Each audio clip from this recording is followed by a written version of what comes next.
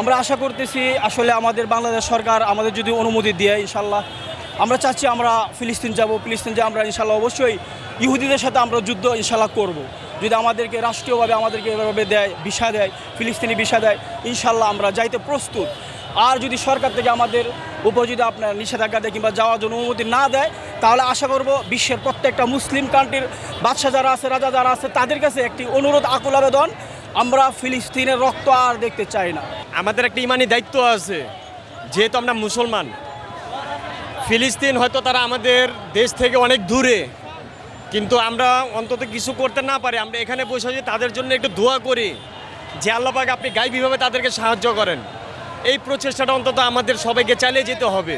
আমাদের দেশের অনেক মানুষ আছে যারা এই সময় এসেও তারা বলে যে এখানে এসে কী হবে। আমি তাদের বলি, যদি আপনাদের সামনে আপনাদের মা বোনকে দর্শন করে, আপনি যদি এই যুক্তি দেন যে আমি তো কিছু করতে পারতেছি না, আমি একটু দেখে দেখে মজা নেই, ঠিক এরকমই আমি তো কিছু বয়কট করতে পারবো না, আমার তো বের হলে কিছু হবে না, আমি একটু মজা মজা খাই, একটু কোক খাই, ঠিক এরকম যারা আজকে আসে নাই তাদের জন্য শত ধিক্কার।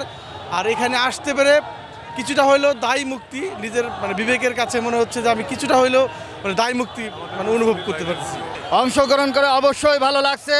ফিলিস্তিনের মজলুম আমার মা বোন শিশুদের প্রতি ইসরায়েলি যে বর্বর নির্যাতন চালাচ্ছে, আজ বাংলাদেশ সহ বিশ্বের মুসলমানরা জেগে উঠেছে। অবিলম্বে বাংলাদেশ থেকেই এই জিহাদের ঘোষণা হবে এবং ফিলিস্তিন আমরা আজাদ করেই ছাড়বো।